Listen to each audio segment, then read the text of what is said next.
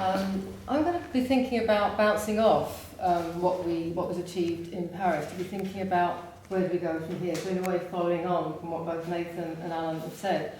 The Green Party, like a lot of organisations after Paris, the response was somewhat mixed. It was partly welcoming the agreement, but also pointing out the flaws in it, which is pretty toothless. But of course, what we could not do is in any way fail to recognise the huge achievements of all of the groups, the NGOs and others that had worked to achieve that agreement, because without those efforts there wouldn't have been one. And we have to recognise that. And it was a huge achievement, and as Alan says, it's a much stronger agreement, even though it's not binding, than anything we've ever had before. But there are no recognition of human rights in there, there's no recognition that rich countries have to help out poorer countries, and it's not binding, and the limits are even those are nowhere near robust enough. So, but it's certainly better than nothing. But one of the reasons that it isn't as strong as we would have liked is the huge lobbying by the fossil fuel corporations. And in fact, they are one of the reasons that it doesn't have more teeth. And they have done their best to undermine it, and they will continue to undermine it.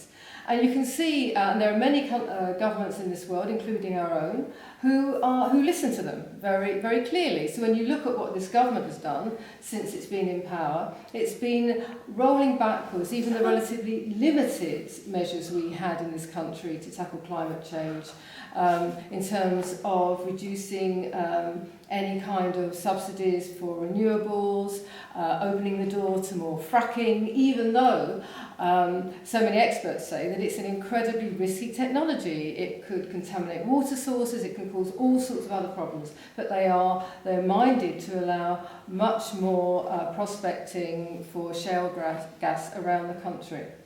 So this is what we have. We have an agreement that was achieved by huge mobilisation, which is fantastic, but the agreement itself is weak, and there are many of the forces that were dragged, powers rather, that were dragged kicking and screaming to the table to sign it by moral force, don't really want to have signed it. So in fact, absolutely, in that classic phrase, the struggle continues. But what we had this week, just this very week, shows what a struggle that's going to be. I don't know if people have caught in the news the potential jail sentences that are being handed out to the plain, stupid protesters. These protesters did not endanger life, they harmed nobody. And they are facing jail sentences, even though the judge said that they were clearly doing this from a strong sense of principle. And they're getting jail sentences because of the financial consequences of what they did. We have a law here that's becoming ever more skewed towards the protection of property over the protection of people.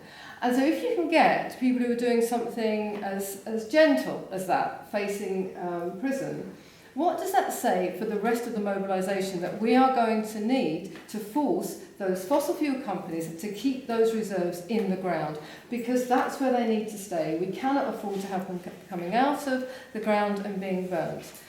So, and what was really odd actually around Paris, I just want to read something here, because given the mobilisation and the goodwill there was around there, and it's almost as though we're going to be waking up to the morning after the party, because The Economist, not really known as the most progressive of organs, said, this is what they wrote: genuine concern about the climate, public opinion and international pressure produced the pledges that were made for Paris. The hope is that similar bottom-up processes, rather than unenforceable UN mandates, will drive up the level of action in decades to come.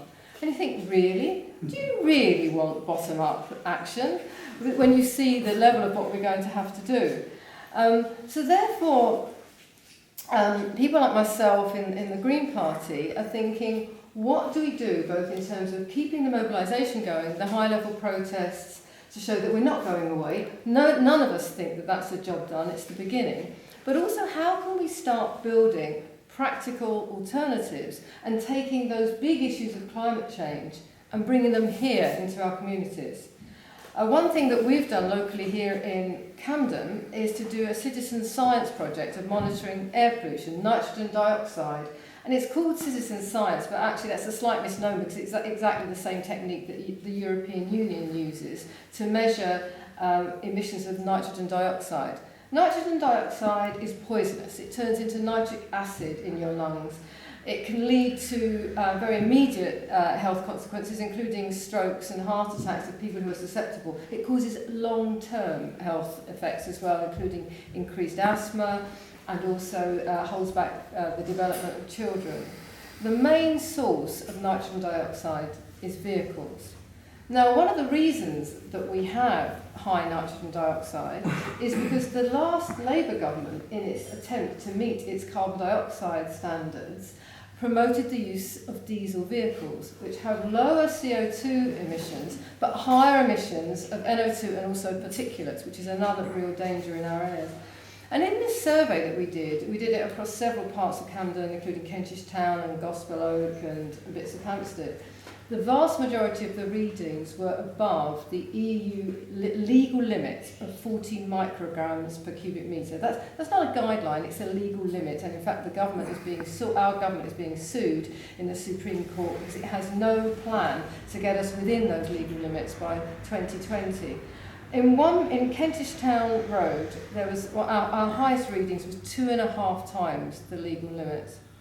And that's taken over a month, and that's an average. So it's almost certain that during that time, that includes night times and weekends, it would have exceeded and reached what was being called, I think, those black readings or something like that, the very, very high readings that we were getting. Now, the things that cause air pollution also cause climate change. So one of the things that we're looking at a very practical level is that can you join that thread between the very immediate impact on our health with the bigger impacts on climate change? And there are similar things, some of the bigger policies. I mean, we look at the very, what are the motors that cause climate change? Well, having to use a big word, it's global capitalism. We have a global capitalist system which is about pushing people to consume things that they don't actually need. That's how we keep this ridiculously bankrupt global system which was born out of the Industrial Revolution and can't actually accept the fact that it's got nowhere to go. It's kept going by the fact that we want people to buy more and more and more stuff.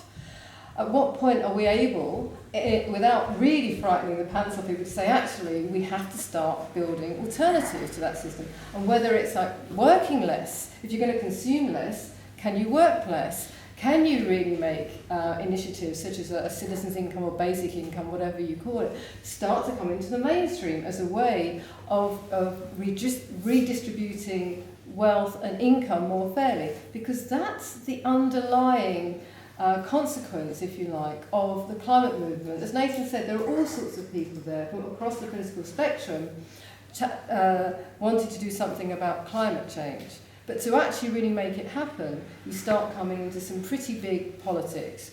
The world has only two sorts of resources, human resources and natural resources, and we are interdependent. We have to respect them both, and we have to start looking at how you share the world's resources more equally. So many of us on the left, and the green left and the red greens, are looking at the opportunity this might bring us to start talking about some big politics. And certainly for the Green Party, and I'm speaking personally here, not as a representative of the Green Party, we're a very broad church, we're a non-whipped party, but one of the things that is clear is that people often say to us is we don't know what the Green Party stands for. And many of us join the Green Party because it's the most obviously anti-capitalist party. You can't protect the world's resources while pursuing a capitalist agenda of accumulating more and more wealth and power into fewer hands. And for us, at some point, we possibly have to start drawing the dots among our policies to start saying what is the overall agenda that we're trying to articulate here. And for us, at the moment, people may say they don't know what we stand for, or they might think that we're idealistic, unrealistic. We've managed to dodge a lot of the flack that other people on the left get.